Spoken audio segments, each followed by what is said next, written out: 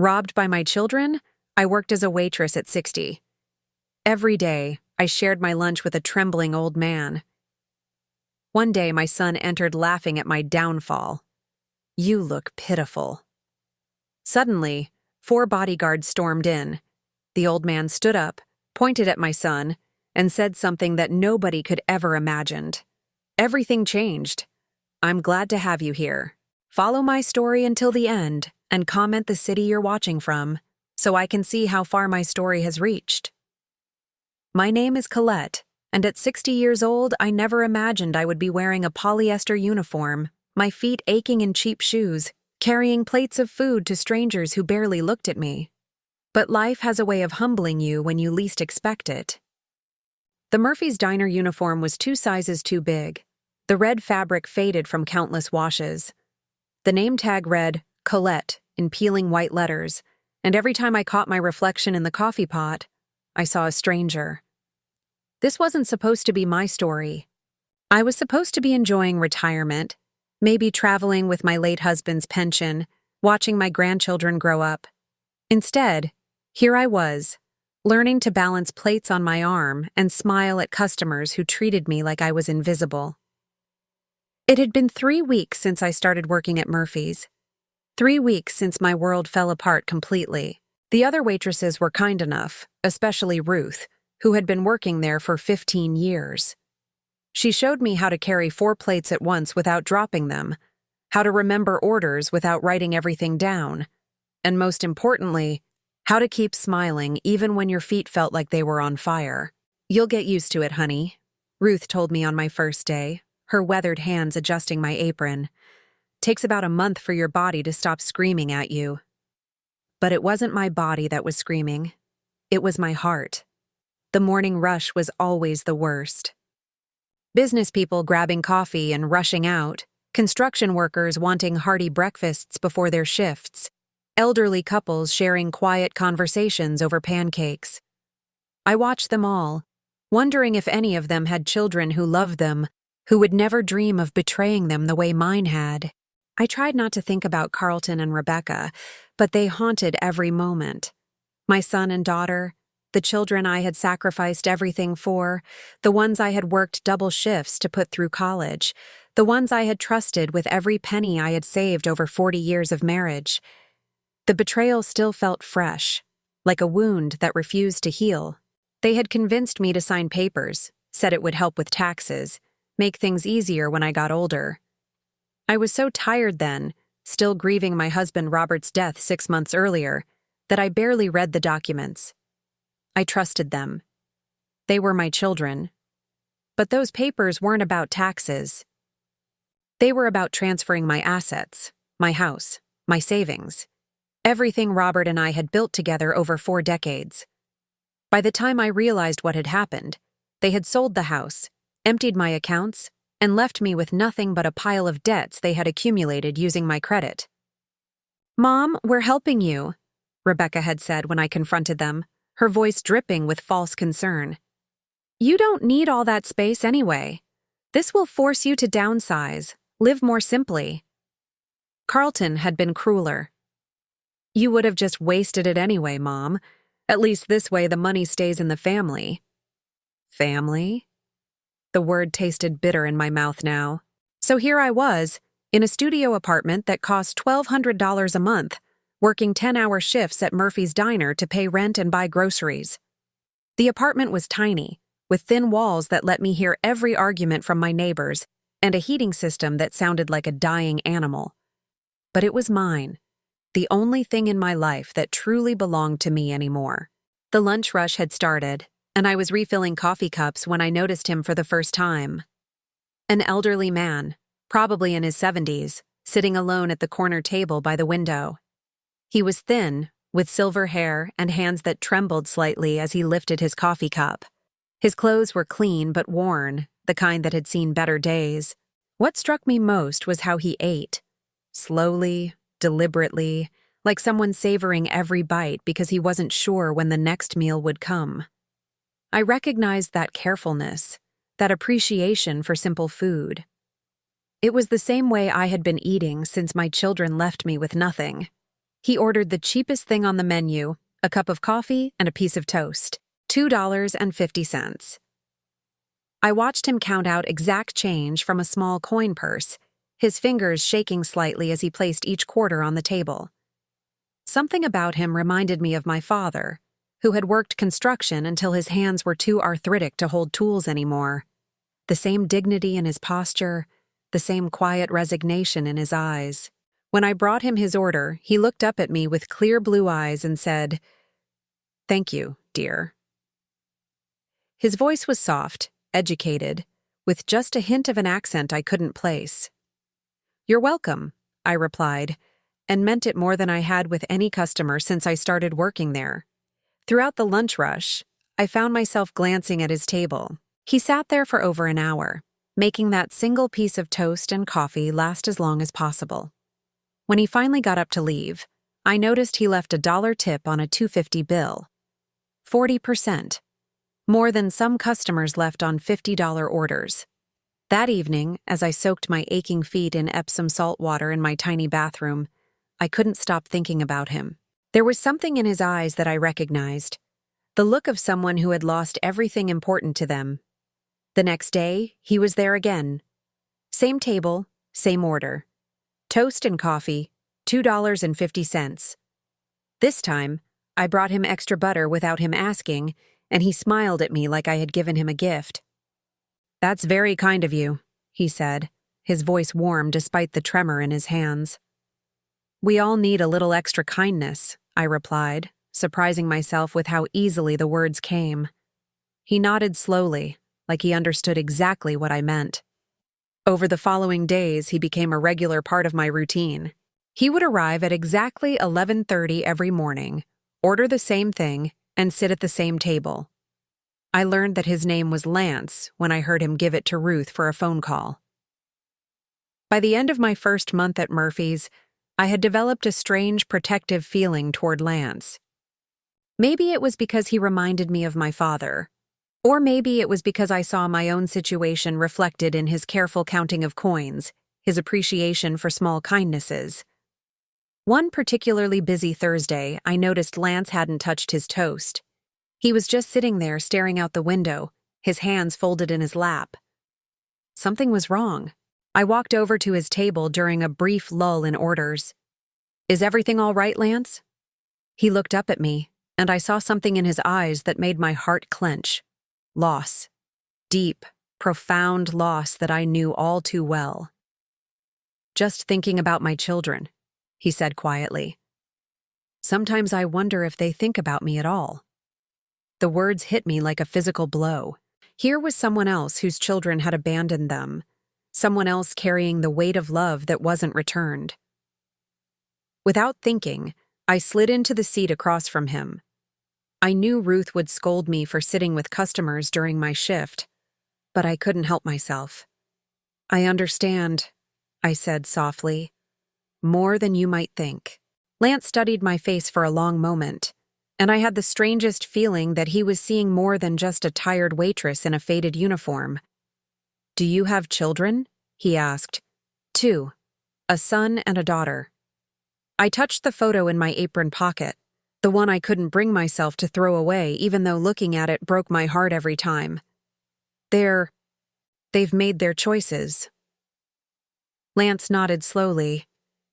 "It's a special kind of pain, isn't it?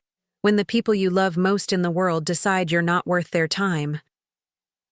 Tears pricked at my eyes, but I blinked them back.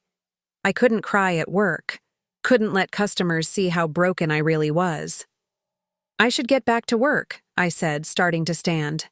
"Wait," Lance said, his voice urgent despite its softness. Would you mind if I bought you lunch? When your shift ends? I mean, if you don't have other plans."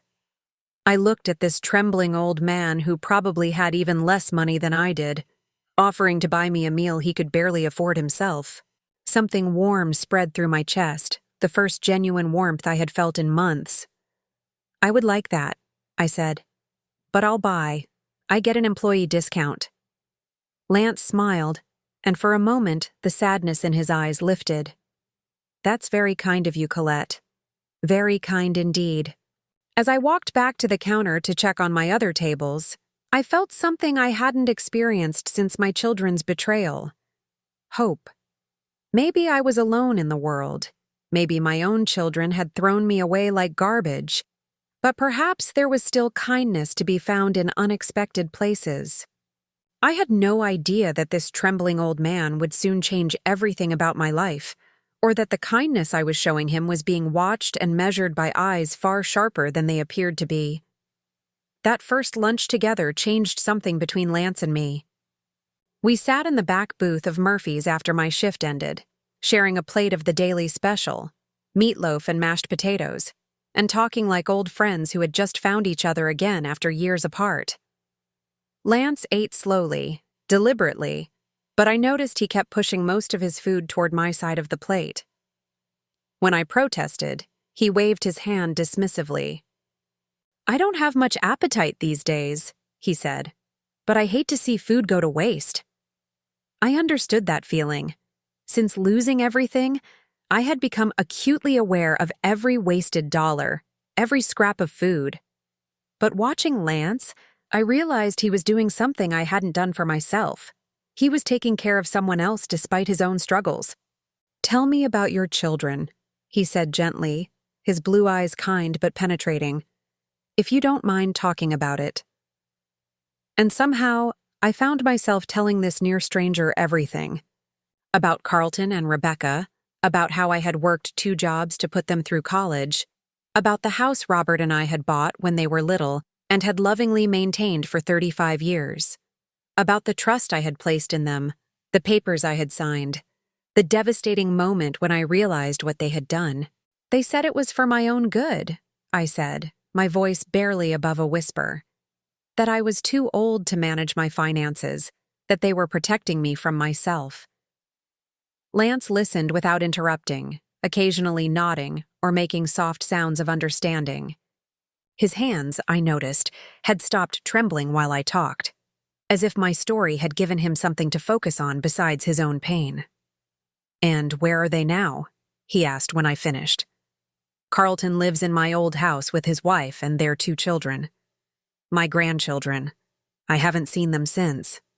I swallowed hard. "Rebecca moved to California. She sends me a Christmas card every year with a photo of her family, like that makes everything okay." "Do they know you're working here?" "Carlton knows. He drove by the diner a few weeks ago and saw me through the window. He didn't come in." Lance was quiet for a long moment, his fingers drumming silently on the table. When he looked up, there was something different in his expression, a hardness that hadn't been there before. "People reveal their true character when they think no one important is watching," he said softly. "Your son made a choice that day when he drove by and didn't come in." The way he said it sent a small chill down my spine, though I couldn't say why. After that first lunch, Lance and I fell into a routine. Every day he would come in at 11:30, order his toast and coffee, and we would chat when I had breaks between customers. At the end of my shift, we would share whatever the daily special was, splitting the cost and the food equally. I began to look forward to those conversations more than anything else in my day. Lance was educated, well-spoken, and had traveled extensively in his younger years. He told me stories about places he had been: Paris, Tokyo, London, but he was always vague about what he had done for work. "I was in business," he would say when I asked. "Nothing very exciting, numbers and meetings and paperwork." But sometimes, when he thought I wasn't looking, I caught glimpses of something else. The way he held himself when he thought no one was watching. Straighter, more confident. The expensive watch he wore, which seemed inconsistent with counting quarters for toast. The way other customers seemed to defer to him without realizing it, moving aside when he walked by, speaking more quietly when he was near. Most telling were his observations about people. Lance noticed everything: which customers were kind to the staff, which ones were rude, who left good tips and who stiffed the waitresses. He never said anything critical directly, but I could tell he was cataloging it all. "That man in the blue suit," he said one day, nodding toward a businessman who had been particularly condescending to Ruth. He thinks his money makes him better than everyone else. But money doesn't buy character, does it? No, I agreed. It doesn't. Character is revealed in how we treat people who can't do anything for us, Lance continued, his voice taking on an edge I hadn't heard before. People who think they can look down on others because of circumstances. They usually learn that circumstances can change very quickly. Again, that small chill. There was something about the way Lance spoke sometimes, as if he knew things about the world that the rest of us didn't. 3 weeks into our friendship, Lance missed a day. When he didn't show up at 11:30, I found myself constantly checking the door, worrying. He had become such a fixture in my routine that his absence felt wrong. He appeared the next day, looking more fragile than usual. His hands were shaking worse, and he seemed to have trouble getting comfortable in his chair. "Are you all right?" I asked when I brought his coffee. "Doctor's appointment yesterday," he said dismissively. Just the usual indignities of growing old. But when I sat with him after my shift, I noticed he barely touched his food. "Lance, are you sure you're okay?"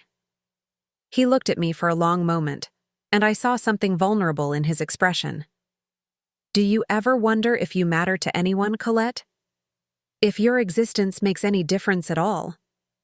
The question hit too close to home. "Every day," I admitted. "I used to think I mattered to my children. I worked hard my whole life, provided for them, gave them every opportunity. But when I needed them most, they were nowhere to be found." "What happened?" I asked gently. Lance was quiet for so long I thought he wouldn't answer. Finally, he said, "My wife died 2 years ago. Cancer. I took care of her for 18 months. Doctor visits, treatments, sleepless nights. My children visited twice. At the funeral, they were more interested in discussing what I planned to do with the house than in comforting their father." My heart clenched. "Lance, I'm so sorry." "They wanted me to sell everything, move into a facility. Said it would be easier for everyone. Easier for them, they meant. They didn't want to be bothered with an aging father." "So, what did you do?" His smile was sad, but determined. "I told them I would make my own decisions about my life. They haven't spoken to me since." We sat in comfortable silence for a while, two wounded people finding solace in shared understanding. "You matter to me," I said suddenly, surprising myself with the intensity of my voice. "These lunches, our conversations, they're the best part of my day. You matter, Lance." He reached across the table and squeezed my hand with his trembling fingers. "You matter to me too, my dear. More than you know." The next week brought an unexpected challenge. The lunch rush was particularly busy, and we were short-staffed because another waitress had called in sick. I was running between tables trying to keep up with orders when I noticed Lance hadn't been served yet. I hurried over to his table. "I'm so sorry, Lance. We're swamped today." "Don't worry about me," he said gently. "Take care of your other customers first." But 15 minutes later, he still hadn't been served, and I could see he was getting tired. Without thinking, I grabbed my own lunch from the back, a sandwich I had brought from home, and set it in front of him. "Colette, I can't take your lunch," he protested. "You can and you will," I said firmly. "I'll eat later." Lance looked at the sandwich, then at me, and his eyes filled with tears. "No one has shown me this kind of kindness in years," he said softly. "Everyone deserves kindness," I replied. "Especially people who have been hurt by those who should have loved them." As I watched Lance eat my simple sandwich like it was a feast, I had no idea that this small act of generosity was being observed and noted by someone who had spent a lifetime learning to read character in people's smallest actions. I didn't know that Lance's trembling hands were steadier than they appeared, or that his shabby clothes hid more than poverty.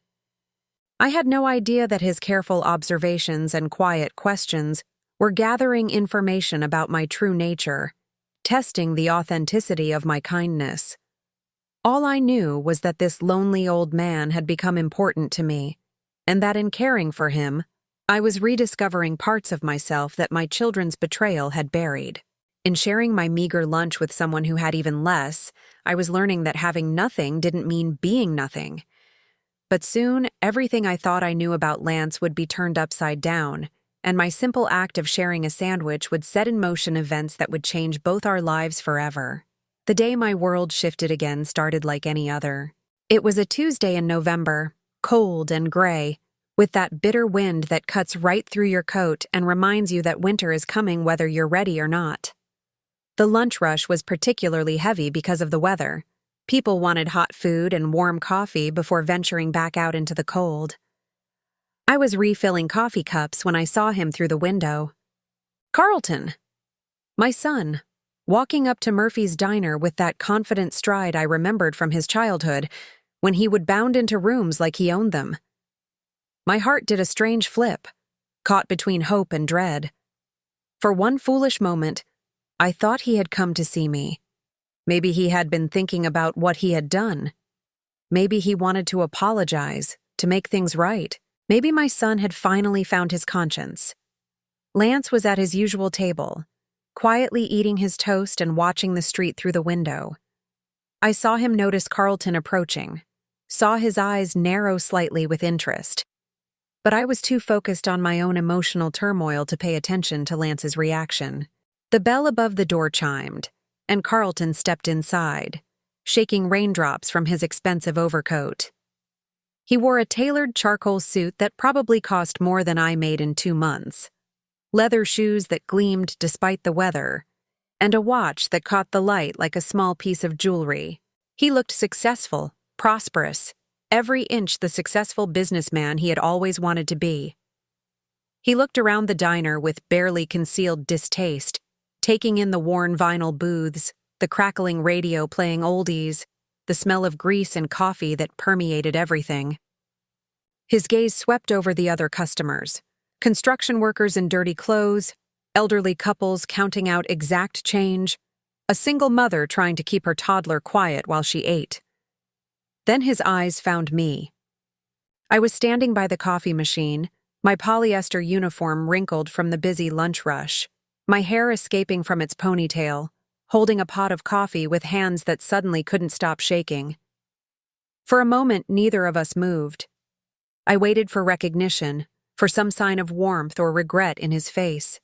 Instead, Carlton smiled. But it wasn't the warm smile I remembered from his childhood. It was cold, calculating, amused. He walked over to where I stood, his expensive shoes clicking against the worn linoleum floor. The diner had grown quieter, conversations dropping to whispers as people sensed some kind of drama unfolding. Well, Carlton said, his voice carrying clearly through the suddenly quiet restaurant. Look what we have here. Carlton, I whispered, my voice barely audible. I didn't expect to see you here. I'll bet you didn't. His smile widened, but there was no warmth in it. I was driving by, and I thought I saw something familiar through the window. Had to come in and see for myself. He looked me up and down deliberately, taking in every detail of my appearance, the cheap uniform, the sensible shoes with their worn soles, the name tag pinned to my chest like a badge of failure. You look. He paused, pretending to search for the right word. Pitiful. The word hit me like a slap. I felt heat rise in my cheeks, felt the curious stares of every customer in the restaurant, but Carlton wasn't done. I mean, I knew things were tight for you, he continued, his voice growing louder, more confident. But I never imagined they were this bad. A waitress at 60 years old? He shook his head in mock sympathy. That's just sad, Mom. Really sad.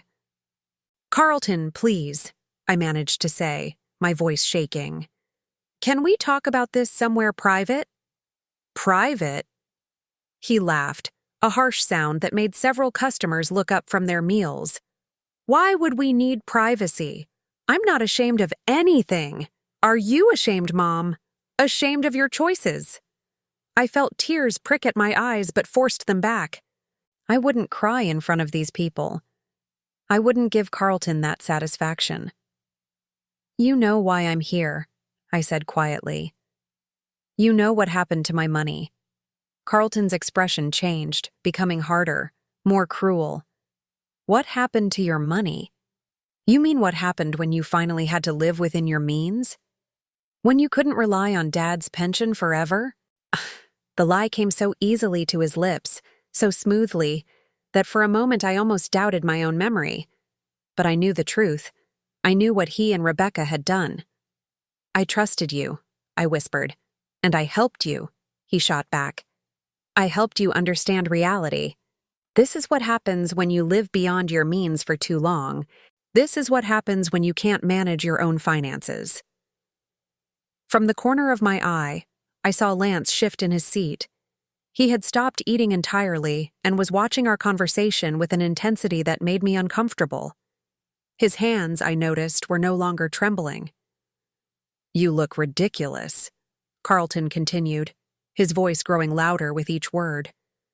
A 60-year-old woman in a polyester uniform, serving coffee to strangers. Do you know how embarrassing this is for me? For Rebecca? Do you know what people say when they find out our mother works as a waitress? I'm sorry if my poverty inconveniences you, I said, finding some strength in my voice. Carlton laughed again. Poverty? Is that what you're calling this? Mom, you made your choices. You chose to be irresponsible with money. You chose to sign those papers without reading them properly. You chose not to plan for your future. This isn't poverty. This is consequences. Each word was carefully chosen to wound, to shift blame, to make everything my fault. I realized with crystal clarity that Carlton felt no guilt about what he had done. In his mind, he had simply taken what was rightfully his from a foolish old woman who couldn't be trusted to manage it herself. I worked my whole life, I said, my voice growing stronger despite the tears in my eyes. I sacrificed everything for you and your sister. I put you through college, helped you buy your first house, gave you everything I could give. And what did you expect in return? Carlton's voice was mocking now. Some kind of lifetime pension for being a mother?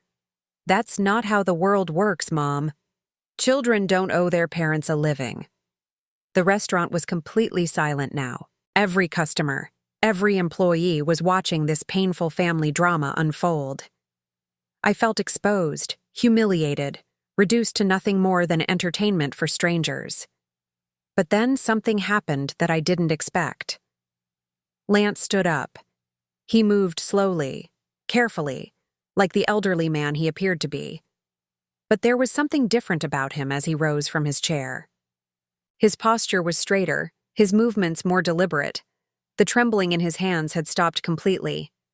He walked over to where Carlton and I stood, his footsteps deliberate and quiet. Carlton glanced at him dismissively, probably expecting some doddering old man to shuffle past on his way to the bathroom. Instead, Lance stopped directly in front of Carlton and looked up at him with eyes that were suddenly sharp as razors. Excuse me, Lance said, his voice carrying an authority that I had never heard before. I couldn't help but overhear your conversation. Carlton looked down at Lance with barely concealed annoyance. This is a private family matter, old man. It's none of your business. Lance smiled, but it was nothing like the gentle, trembling smiles he had given me over the past weeks. This smile was cold, calculating, dangerous. You know, Lance said conversationally, I've been coming to this restaurant for quite some time now, and in all that time I've been watching people, learning about them, seeing what kind of character they have when they think no one important is paying attention. Carlton frowned, clearly confused by this strange turn in the conversation. Look, I don't know who you are, but your mother, Lance continued, as if Carlton hadn't spoken, has shown me more genuine kindness than I've received from anyone in years. She shares her food with me when I can't afford a full meal. She listens to my stories about my late wife. She treats me with dignity and respect, even though she has every reason to be bitter about her own circumstances. Carlton's frown deepened. That's nice, I suppose. but this really isn't any of your concern." Lance took a step closer to Carlton, and something in his demeanor made my son instinctively step back. "On the other hand," Lance said, his voice dropping to a near whisper that somehow carried to every corner of the now silent restaurant, "you just publicly humiliated the woman who gave birth to you, the woman who sacrificed her entire adult life to give you opportunities. You stood here, in front of strangers, and mocked her for working an honest job to survive." Carlton's face was beginning to flush red. "Now, wait just a minute. I wonder," Lance continued, his eyes never leaving Carlton's face, "what kind of man does such a thing? What kind of character reveals itself in that behavior?" The temperature in the restaurant seemed to drop 10 degrees. Every customer was leaning forward in their seats, sensing that something significant was happening, though they couldn't quite understand what. Carlton straightened his shoulders, trying to reassert his authority. "I don't know who you think you are, but you're completely out of line. This is between me and my mother." Lance nodded slowly, as if considering this. Then he reached into his jacket pocket and pulled out his cell phone. It was expensive, sleek, the kind of device that cost more than most people made in a month. "You're absolutely right," Lance said calmly. "This is between you and your mother. But I think you should know something before you continue." He pressed a number on his phone's speed dial, then held it to his ear. When someone answered, his voice became crisp, businesslike, completely different from the trembling uncertainty I was used to hearing. "Marcus, it's Lance. Yes, I need you to run a background check on someone for me." "Carlton." He looked at my son expectantly. "Carlton Matthews," my son said automatically, then immediately looked like he regretted giving his name. "Carlton Matthews," Lance repeated into the phone. "I want to know everything. Where he works, who he knows, what business connections he has. Everything." He paused, listening. "Yes, immediately. And Marcus, this is priority 1. He ended the call and slipped the phone back into his pocket. The entire restaurant was so quiet you could hear the coffee pot gurgling on its burner. Carlton had gone pale. "Who? Who are you?" Lance looked at him for a long moment, then smiled that cold, dangerous smile again. "Someone who believes very strongly in consequences," he said softly. "Someone who has spent his entire life learning that character matters. And someone who has just discovered what kind of character you really have." He turned to me, and suddenly his expression was gentle again, though his eyes remained sharp. "Colette, my dear," he said, his voice warm despite everything that had just happened. "Would you mind if we finished this conversation tomorrow? I think your son and I might have some things to discuss." I nodded numbly, still trying to process what I had just witnessed. This wasn't the trembling, uncertain old man I had been sharing lunches with. This was someone else entirely. As Lance walked past Carlton toward the door, he paused and spoke quietly, but his words carried clearly through the silent restaurant. "You should have come in that day when you drove by and saw your mother working here," he said. "You should have shown her the respect she deserved, but you didn't. You made a choice, Carlton. And now you're going to live with the consequences of that choice." The bell chimed as Lance left the restaurant, and suddenly everyone was talking at once. But I barely heard the voices around me. I was staring at my son's pale, frightened face, wondering who Lance really was and what he meant by consequences. Carlton looked at me with something like panic in his eyes. "Mom, who is that man? How do you know him?" For the first time in months, I felt something that might have been hope stirring in my chest. "I thought he was just a lonely old man," I said softly. But I think I might have been wrong about that. I couldn't sleep that night. I kept replaying the scene at the diner over and over in my mind, trying to understand what had happened. The Lance I thought I knew, trembling, uncertain, counting quarters for toast, had vanished in an instant, replaced by someone who commanded attention with a single phone call and made my grown son turn pale with fear. The next morning, I arrived at work early, hoping Lance would come in before his usual time. I needed answers. I needed to understand who this man really was, and what he meant when he talked about consequences. Ruth noticed my distraction immediately. "You look like you didn't sleep a wink, honey. Everything all right?" "Oh, fine," I said, though my voice sounded strained even to my own ears. "Just tired." But I wasn't fine. My hands shook as I refilled salt shakers and wiped down tables. Every time the bell over the door chimed, I looked up expecting to see Lance or Carlton or someone else who might help me make sense of what had happened. At 11:15, the door opened and Lance walked in. He looked exactly like the frail old man I had befriended weeks ago. Slightly stooped shoulders, careful steps, hands that trembled as he hung his worn coat on the hook by his table. But now I knew it was an act, and once you know something is performance, you can't unsee it. He sat at his usual table and waited. Our eyes met across the restaurant, and he gave me that same gentle smile he had offered every day since we met. But now I could see the intelligence behind it, the careful assessment that I had mistaken for simple kindness. I walked over to his table, my heart pounding. "Your usual?" I asked, my voice barely steady. "Actually," Lance said, his voice back to the soft, uncertain tone I was used to, "I think today I'd like something different. Could I have the breakfast special? And coffee, of course." The breakfast special cost $12.50, more than 5 times his usual order. "Of course," I managed to say. When I brought his food 15 minutes later, Lance gestured to the seat across from him. "Would you mind sitting with me for a moment, my dear? I think we need to talk." I glanced around the restaurant. The morning rush was over, and we only had a few customers. Ruth caught my eye and nodded. She could handle things for a few minutes.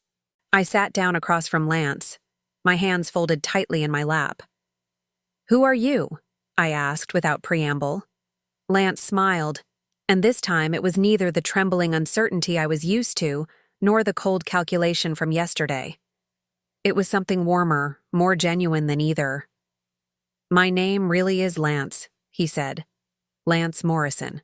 And I really am 74 years old, and my wife really did die 2 years ago, and my children really have abandoned me." He paused, cutting into his eggs with steady hands. "But I wasn't entirely honest about what I did for work." "What did you do?" "I built companies," Lance said simply. "Started with nothing after college and spent 50 years building, buying, and selling businesses. Technology companies, manufacturing, real estate development, restaurants. By the time I retired, I owned or had major stakes in over 200 companies across the country." My mouth fell open. 200 companies? Give or take. Lance took a bite of his eggs, watching my reaction carefully. I was what people call a serial entrepreneur. Some ventures failed spectacularly. Others made me more money than I could spend in 10 lifetimes. But I struggled to process this information. "But you count quarters for toast. You can barely afford coffee." Lance's expression grew sad. After Eleanor died, my children made it very clear that they were only interested in their inheritance.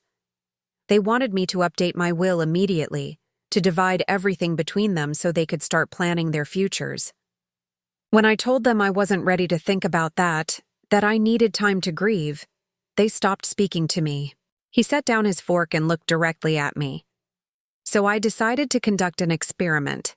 I wanted to see what kind of person I really was when I had nothing. And I wanted to see what kind of people others were when they thought I was nobody important. "You've been pretending to be poor?" "For 8 months now," Lance confirmed.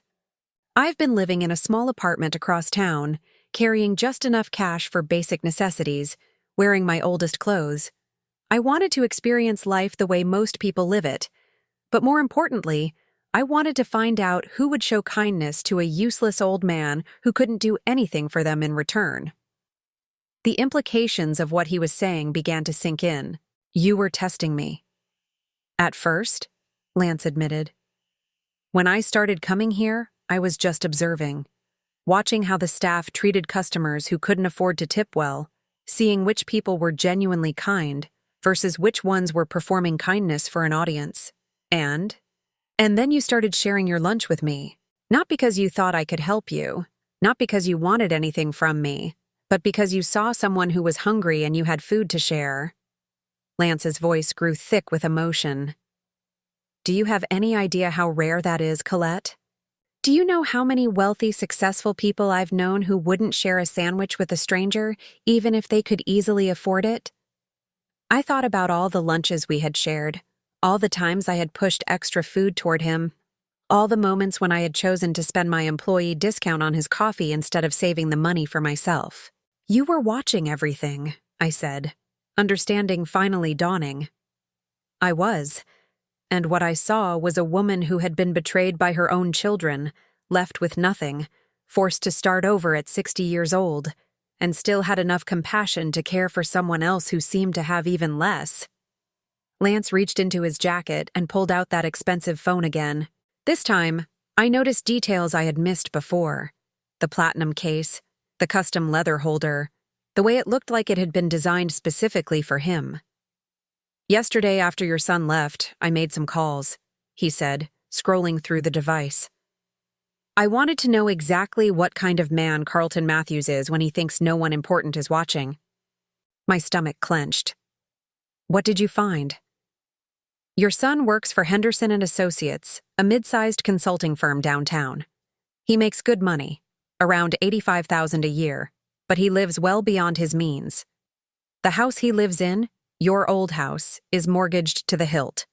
He has significant credit card debt, 2 car payments, and he's been passed over for promotion twice in the past year. Each fact hit me like a small punch to the stomach.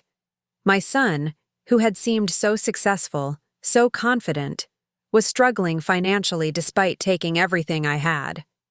But here's the interesting part, Lance continued, his voice growing harder. He's been telling people at work that he's expecting a significant inheritance soon. He's already started spending money he doesn't have, based on assets he believes he'll inherit from his wealthy father-in-law. His father-in-law?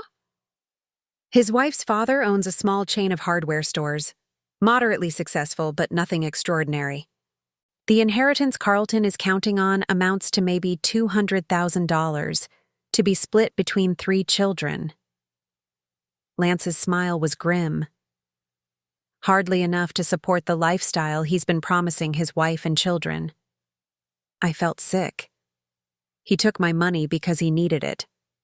He took your money because he wanted it, Lance corrected. There's a difference. He convinced himself that you didn't need it as much as he did, that he was somehow entitled to it because he was your son. Lance put his phone away and looked at me intently. Colette, what would you say if I told you I could get your money back? The question hit me like a bolt of lightning. What? I said, what if I could get your money back? Your house, your savings, everything Carlton and Rebecca took from you. What would you say? I stared at him, afraid to hope. I would say that's impossible. They had legal documents. I signed papers.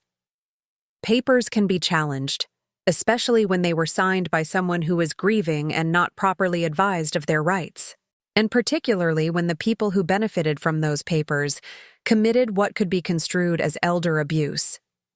Lance leaned forward, his eyes intense. But I'm not talking about legal action, Colette. I'm talking about something much more direct. I don't understand. Remember what I told you about owning 200 companies? Well, one of those companies happens to hold the mortgage on your son's house. Another one owns the consulting firm where Carlton works. A third one provides the financing for his car loans. The room seemed to tilt around me. You own Henderson & Associates? Controlling interest, yes. Bought it 3 years ago when the original owner wanted to retire. Lance's smile was sharp now, predatory. Carlton doesn't know it yet, but his job security depends entirely on how generous I'm feeling today. I couldn't speak. The implications were staggering. Here's what's going to happen, Lance said, his voice calm and businesslike. Carlton is going to receive a phone call this afternoon. He's going to be told that his position at Henderson and Associates is being eliminated due to restructuring. He'll also be informed that his mortgage has been called in for immediate payment due to some technical violations in his paperwork. Lance, you can't— I'm not finished, he said gently. He'll also discover that his car loans have been transferred to a new company with much stricter payment terms. By the end of this week, your son is going to be facing financial pressures that will make his current debt problems look like pocket change. I felt dizzy. You're going to destroy him. I'm going to give him a choice, Lance corrected. He can return every penny he took from you, with interest, and I'll reverse all of these decisions. His job will be reinstated, his loans will return to their original terms, and his mortgage will be renegotiated. Or he can continue to believe that actions don't have consequences. Lance reached across the table and took my trembling hands in his steady ones. But more importantly, I'm going to give you a choice too. What kind of choice? You can go back to your old life, your house, your savings, your security. Carlton will learn that treating his mother like garbage has a price, and hopefully he'll become a better man because of it. I waited for the other option, sensing there was more. Or, Lance said slowly, you can start a new life. With someone who understands what it means to be betrayed by family, who knows what it's like to discover that the people you love most in the world only see you as a source of money. The weight of what he was offering hit me all at once. Not just my money back, not just revenge on Carlton, but something I had never dared to hope for, a second chance at happiness. I don't understand why you would do this for me, I whispered. Lance squeezed my hands gently. Because in 8 months of pretending to be poor, in 8 months of watching how people treat someone they think is worthless, you're the only person who saw me as human. Not as a source of money, not as someone to be used or ignored, but as a person worthy of kindness and respect. He paused, his voice growing soft. And because I've been alone for 2 years, in these past few weeks, sharing lunch with you and listening to your stories and seeing your strength in the face of betrayal, these have been the happiest days I've had since Eleanor died. Tears were streaming down my face now, but for the first time in months, they weren't tears of pain or loss. They were tears of possibility, of hope, of the overwhelming realization that sometimes the universe sends exactly what you need in the form you least expect. What happens now? I asked. Lance smiled, and this time it was purely gentle, purely real. Now we finish our breakfast. Then I make a phone call to Henderson and Associates, and then we see whether your son is capable of learning from his mistakes. As Lance signaled for Ruth to bring him more coffee, I realized that my life was about to change again. But this time, I wouldn't be falling. This time, someone would be there to catch me. Someone who had been watching all along. The phone call came at exactly 2:30 in the afternoon, while I was serving coffee to a table of construction workers and trying to process everything Lance had told me.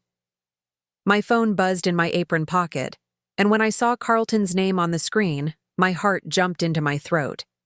I stepped into the back room to answer it, my hands trembling so badly I almost dropped the phone. Mom? Carlton's voice was tight with panic. Mom, I need to talk to you. Something's happening. What kind of something? I asked, though I already knew. I just got fired. The words came out in a rush. They called me into the office and said my position was being eliminated immediately. No warning, no explanation, just gone. 24 hours to clear out my desk. I closed my eyes, feeling a mix of satisfaction and guilt that surprised me with its intensity. I'm sorry to hear that, Carlton. Sorry? That's all you have to say? His voice was rising now, the way it used to when he was a teenager and didn't get his way. Mom, I have a mortgage, car payments, credit cards. I have kids to support. I can't just lose my job like this. What do you want me to do about it? I asked quietly. There was silence on the other end of the line for a moment. When Carlton spoke again, his voice was different, smaller, more desperate. I need help, Mom. I know things have been difficult between us lately, but your family. Family helps each other, right? The irony was so thick I could taste it. Now that Carlton was in trouble, suddenly family mattered. Suddenly, I was important enough to call. Like you helped me? I asked. That was different, Carlton said quickly. That was about making smart financial decisions for your future. This is an emergency. Even now, even when he was begging for my help, he couldn't admit what he had really done. He couldn't say the words, "I'm sorry," or "I was wrong." He could only justify and rationalize and make it my fault for not understanding. "Carlton," I said softly, "I work at a diner for minimum wage plus tips. I live in a 400-square-foot studio apartment. What exactly do you think I can do to help you?" You could ask your boss for more shifts, or get a second job. Or maybe that old man you've been talking to, maybe he knows someone who's hiring." I felt anger rise in my chest, hot and sharp. Even in his desperation, Carlton saw me as nothing more than a resource to be exploited. He didn't want my advice, or my comfort, or my emotional support. He wanted me to sacrifice even more of myself to solve problems he had created. "The old man I've been talking to?" I repeated slowly. "Yeah, you mentioned him before. Lance something. Maybe he has connections." I almost laughed. If Carlton only knew how many connections Lance had, how easily he could solve every financial problem my son faced with a single phone call. But that wasn't going to happen, not until Carlton learned some fundamental truths about respect and consequences. "I'll think about it," I said. "Mom, please. I'm really scared here. The mortgage payment is due in 2 weeks, and without my job." "You'll figure something out," I said, echoing the same dismissive tone he had used with me when he left me with nothing. "You're a smart man, Carlton. I'm sure you'll think of something." I hung up before he could respond. 20 minutes later, Lance appeared at his usual table. He moved with his familiar careful steps, but I could see the difference now. The controlled strength behind the apparent frailty, the sharp intelligence behind the confused elderly act. When I brought him his coffee, he smiled up at me with genuine warmth. "How are you feeling, my dear?" "Confused," I admitted. "Carlton called. He's lost his job." "I heard." Lance's expression didn't change, but there was satisfaction in his eyes. "And how did that make you feel?" I thought about it honestly. Part of me feels guilty. He has children, responsibilities, but part of me feels like maybe it's time he understood what it's like to have everything taken away from you. "Good," Lance said simply. "That means you're human, but you're not weak. Feeling guilty about someone else's suffering shows you have empathy. But recognizing that consequences are necessary shows you have wisdom." Over the next 3 days, Carlton called 6 more times. Each conversation followed the same pattern: panic, desperation, increasingly frantic requests for help that I couldn't possibly provide, and growing anger when I failed to solve his problems for him. By Friday, his tone had changed completely. "This is your fault," he said when I answered his latest call. "That old man, Lance whatever his name is, he did something. I know he did." "What are you talking about?" "Don't play dumb, Mom. The timing is too perfect. He threatened me on Tuesday, and by Wednesday afternoon my whole life was falling apart." Carlton's voice was sharp with accusation. "Who is he? What kind of connections does he have?" "He's a friend," I said carefully. "A friend who can get someone fired with a phone call? A friend who can call in mortgages and car loans? What kind of friend has that kind of power?" I didn't answer, but Carlton continued anyway. "I did some research, Mom. I started asking questions. Do you know what I found out?" My heart was pounding, but I kept my voice steady. "What did you find out?" "Lance Morrison, 74 years old. Net worth estimated at somewhere between $500 million and $800 million. Owner or major stakeholder in dozens of companies, including the one that just fired me. Carlton's voice dropped to a whisper. You've been having lunch with one of the richest men in the state, and somehow you convinced him to destroy my life. I didn't convince him to do anything, I said truthfully. Lance makes his own decisions. So you admit it. You admit you knew who he was. I found out the same day you did, I said, when he stood up to you in the restaurant. Before that, I thought he was just a lonely old man who needed a friend. Carlton was quiet for a long moment. When he spoke again, his voice was different. Not angry, not panicked, but calculating. What does he want? Carlton asked. Men like that don't destroy people's lives for no reason. What does he want from me? I looked across the restaurant where Lance was sitting at his usual table, reading a newspaper and drinking coffee like he didn't have a care in the world. But I knew he could hear every word of this conversation, knew he was waiting to see what I would say. I think you should ask him yourself, I said. What? He comes to Murphy's Diner every day at 11:30, table by the window. If you want to know what he wants, come ask him. Carlton was silent for almost a full minute. Finally, he said, Will you be there when I talk to him? For the first time in our conversation, my son sounded like the little boy he used to be, scared, uncertain, looking to his mother for protection. It broke my heart and filled me with hope at the same time. Do you want me to be there? I asked gently. Yes, Carlton whispered. Please. Saturday morning, Carlton walked into Murphy's Diner at exactly 11:45. He looked terrible, unshaven, wearing a wrinkled shirt and jeans instead of his usual expensive suit, dark circles under his eyes that spoke of sleepless nights. Lance was already at his table working on his usual toast and coffee. He looked up when Carlton approached, his expression neutral. Mr. Morrison? Carlton's voice was hoarse. Could I sit down? Lance gestured to the empty chair across from him. Of course. I was refilling salt shakers at a nearby table, close enough to hear their conversation, but trying to look like I wasn't listening. Carlton sat down heavily, his hands shaking as he folded them on the table. I know what you did, he said without preamble. Do you? Lance's voice was mild, conversational. What exactly do you think I did? You got me fired. You called in my loans. You're trying to destroy my life because of what happened with my mother. Lance took a sip of his coffee, considering. That's an interesting theory. Tell me, Carlton, do you think your life is being destroyed? I lost my job. I'm about to lose my house. My credit is ruined.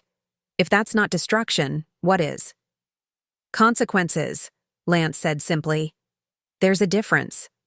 Carlton's face flushed red. Consequences for what? For telling my mother the truth? For helping her understand reality? Lance set down his coffee cup with deliberate care. Let me tell you what I see when I look at you, Carlton.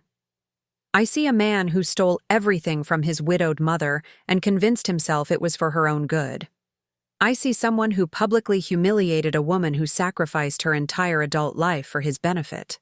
I see a person who feels entitled to wealth he didn't earn and respect he hasn't shown to others. Carlton opened his mouth to protest, but Lance held up a hand. But more than that, Lance continued, I see someone who has never faced real consequences for his actions. Someone who has always been bailed out, always been protected from the results of his choices. What do you want from me? Carlton asked, his voice barely above a whisper. Lance leaned forward slightly. I want you to understand something that your mother understood when she was your age, that life is not fair, that sometimes you lose everything through no fault of your own, and that the measure of a person is how they treat others when they have nothing left to lose. He paused, glancing over at me. Your mother lost everything because she trusted you.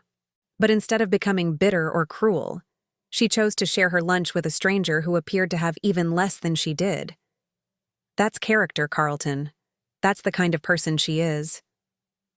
Carlton followed Lance's gaze to where I stood, and for a moment I saw something in his eyes that might have been understanding. "What happens now?" Carlton asked. Lance smiled, but it wasn't the cold, calculating expression he had worn in our previous encounter. It was something warmer, more hopeful. "Now you have a choice to make," Lance said. "You can continue believing that the world owes you something, that your mother's sacrifice was meaningless, that respect is something you deserve rather than something you earn." He reached into his jacket and pulled out a piece of paper, which he placed on the table between them. "Or," Lance continued, "you can sign this document returning every penny you took from your mother, with interest, and spend the next year learning what it means to earn your way back into her life." Carlton stared at the paper without touching it. "And if I sign this? Your job will be restored on Monday morning. Your loans will return to their original terms. You'll have a second chance to be the son your mother deserves." Carlton looked up at Lance, then over at me, then back at the paper. "And if I don't sign it?" Lance's expression hardened.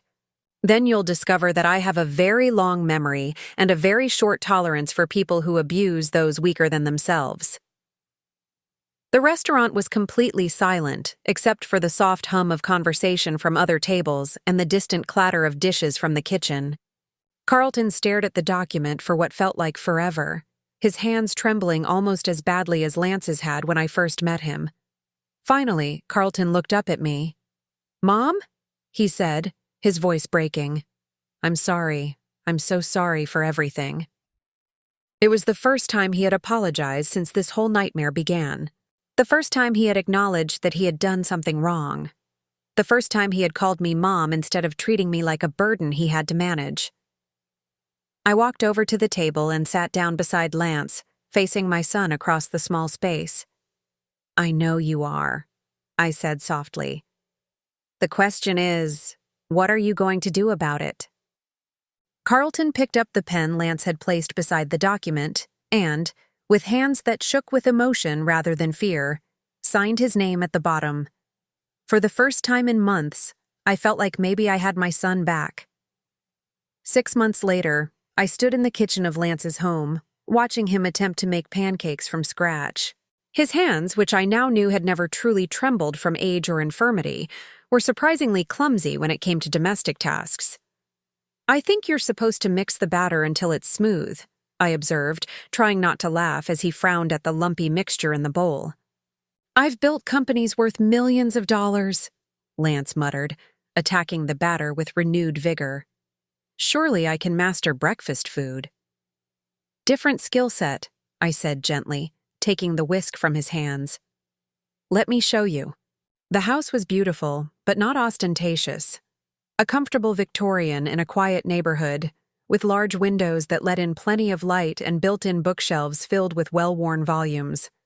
It felt like a home where people lived and laughed and shared meals, not like the sterile mansion I had once shared with my children.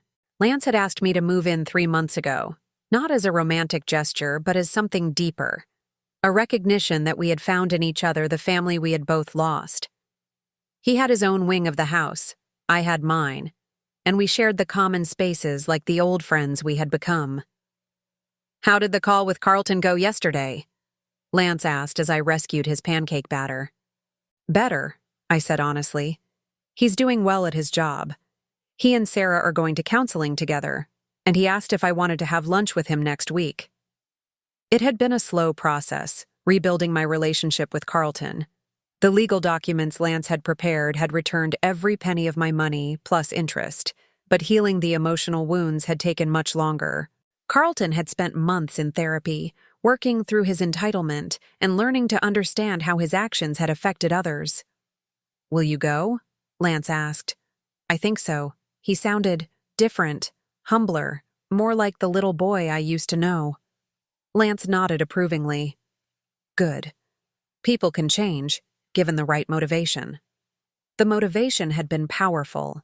Facing the loss of everything he had taken for granted had forced Carlton to confront some uncomfortable truths about himself. But more than that, seeing his mother build a new life without him, seeing her happy and cared for by someone else, had shown him what he had thrown away. Rebecca had been a different story. When Carlton told her what had happened, how he had been forced to return the money and apologize, she had cut off all contact with both of us. She was still in California, still sending Christmas cards with photos of her perfect family, still pretending that nothing had changed. "I got a letter from her yesterday," I told Lance as I poured batter onto the hot griddle. "Rebecca?" "Yes, just a few lines. She said she heard I was living with someone, and she hoped I was being careful not to be taken advantage of again." I flipped the first pancake, golden brown and perfect. She still doesn't understand that I'm not the victim in this story anymore. Lance wrapped his arms around me from behind, resting his chin on my shoulder as we watched the pancakes cook. "Are you sad about that?" I considered the question seriously. 6 months ago, Rebecca's continued coldness would have broken my heart. But now, surrounded by warmth and acceptance and genuine love, I found I could think about her with more pity than pain. "I'm sad for her," I said finally. "I'm sad that she's so afraid of admitting she was wrong that she's willing to lose her mother permanently. But I'm not sad for me anymore." It was true. The desperate need for my children's approval, the willingness to accept crumbs of affection, the constant anxiety about whether I was good enough or worthy enough, all of that had disappeared. Lance had shown me what it felt like to be valued for who I was, not for what I could provide. "Good," Lance said, squeezing me gently, "because you deserve so much better than crumbs." After breakfast, we took our usual walk around the neighborhood. Lance had maintained his daily routine of going to Murphy's Diner, though now Ruth and the other staff knew exactly who he was. He still ordered toast and coffee, still sat at the same table. But now he left $100 tips for the waitresses and had quietly paid for several major renovations to the kitchen. "I've been thinking about something," Lance said as we paused to admire a neighbor's garden. "What's that?" "My children, Marcus and Elena." I looked at him with concern. Lance rarely talked about his son and daughter, the ones who had pushed him to change his will and then disappeared when he refused. I knew it was still a source of pain for him, despite his wealth and success. "What about them?" "They don't know about us. About you. They don't know that their father has found happiness again." I wasn't sure where this was going. "Do you want to tell them?" Lance was quiet for a moment, watching a cardinal build its nest in the oak tree across the street. "I used to think I wanted them to come back," he said finally. "I used to imagine they would realize their mistake and apologize, and we would all be a family again. And now? Now I realize that the family I was mourning doesn't exist anymore. Maybe it never existed. Maybe I was holding on to an idealized version of people who were never really who I thought they were." I took his hand as we continued walking. "It's hard to let go of the dream of what family should be." "Yes, but here's what I've learned," Lance said, stopping to face me directly. "Family isn't about blood or obligation or duty. It's about choice. It's about people who choose to care for each other, to support each other, to be kind to each other even when it's difficult." His eyes were bright with unshed tears, but his voice was steady and strong. "Marcus and Elena chose to abandon their father when he needed them most. But you chose to share your lunch with a stranger who couldn't do anything for you in return. You chose kindness over bitterness, compassion over revenge." "You're the one who got my money back," I pointed out. "You're the one who made Carlton face consequences for what he did." "I gave you the means to get justice," Lance corrected. "But you chose how to use it. You could have destroyed Carlton completely. You could have demanded that I ruin his life, leave him with nothing, make him suffer the way you suffered." I thought about those first few days after Carlton signed the papers, when Lance had offered to do exactly that. He could have made sure Carlton never worked again, could have destroyed his credit permanently, could have made him understand what it truly meant to lose everything. "I didn't want revenge," I said. "I wanted my son back." "Exactly. That's the difference between you and my children. That's why you're my family now, and they're just people who happen to share my DNA." We walked home in comfortable silence, both of us lost in thought. When we reached the house, Lance paused at the front door. "Colette, there's something I want to ask you." "What?" "I've been thinking about updating my will. Not because I'm planning to die anytime soon," he added quickly, "but because I want to make sure my assets go to the people who truly matter to me." My heart skipped a beat. "Lance, I want to leave everything to you," he said simply. "The house, the companies, the investments, all of it. You're the only family I have left, and you're the only person I trust to use that money the way it should be used." I stared at him, overwhelmed. "I can't accept that." "Why not?" "Because it's too much. Because I don't need it. Because—" I struggled to find the right words. "Because I don't want you to think I'm with you for your money." Lance smiled, the warm, genuine expression I had come to love. "My dear Colette, if you were interested in my money, you would have figured out who I was months ago. You would have researched me, flattered me, made yourself indispensable to me in calculated ways." He opened the front door and gestured for me to go inside first. "Instead, you shared your sandwich with a trembling old man and never asked for anything in return. You treated me like family when my actual family had thrown me away. You chose love over greed, kindness over calculation." In the living room, Lance pulled a thick envelope from his desk drawer. "I've already had the documents prepared, but I want you to read through everything. Take your time, ask questions. This isn't about obligation or debt. This is about making sure that when I'm gone, my life's work continues to do good in the world." I took the envelope but didn't open it. "What about Marcus and Elena? They'll receive a modest inheritance, enough to be comfortable, not enough to be careless, and there will be a letter explaining why they received what they did." Lance sat down beside me on the couch, his expression serious but peaceful. "I used to think that family was about forgiveness, about loving people no matter how badly they treated you. But I've learned that real love sometimes means setting boundaries. It means refusing to enable bad behavior, even from people you care about." I thought about Carlton, about the long months of counseling and gradual rebuilding of trust, about Rebecca, who had chosen pride over relationship and was now alone on the other side of the country. "Carlton is learning," I said. "Slowly, but he's learning. Because you held him accountable. Because you didn't just forgive and forget, you required him to change." Lance took my hand, his fingers warm and steady. "That's what real family does. It challenges you to be better, supports you when you fall, but never enables you to stay in destructive patterns." Later that evening, after I had read through all the legal documents and we had talked through every detail, Lance and I sat on the back porch watching the sunset. The papers were signed and witnessed, but somehow that felt like the least important part of what had happened. "Do you ever regret it?"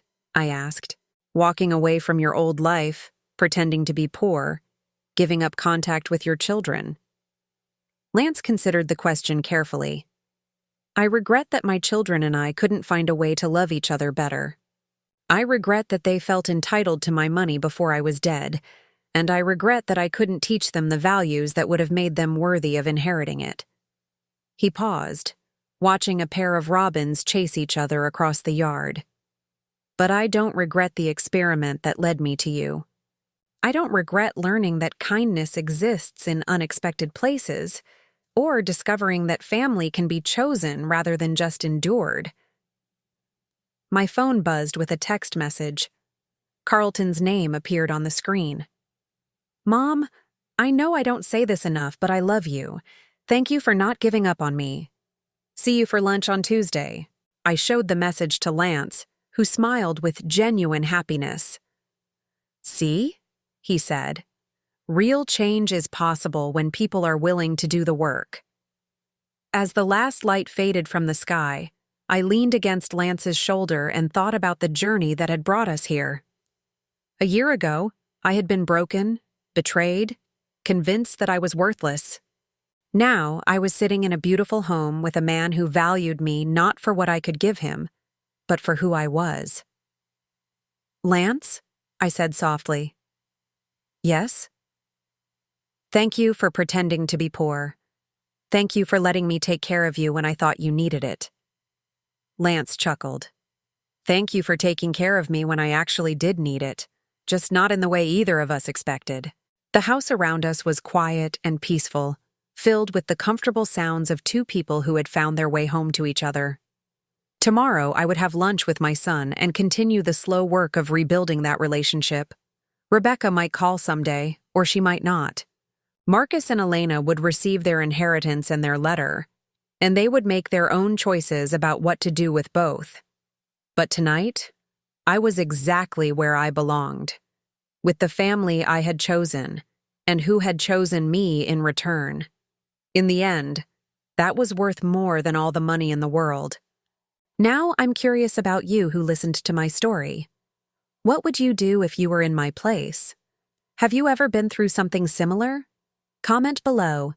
And meanwhile, I'm leaving on the final screen 2 other stories that are channel favorites, and they will definitely surprise you. Thank you for watching until here.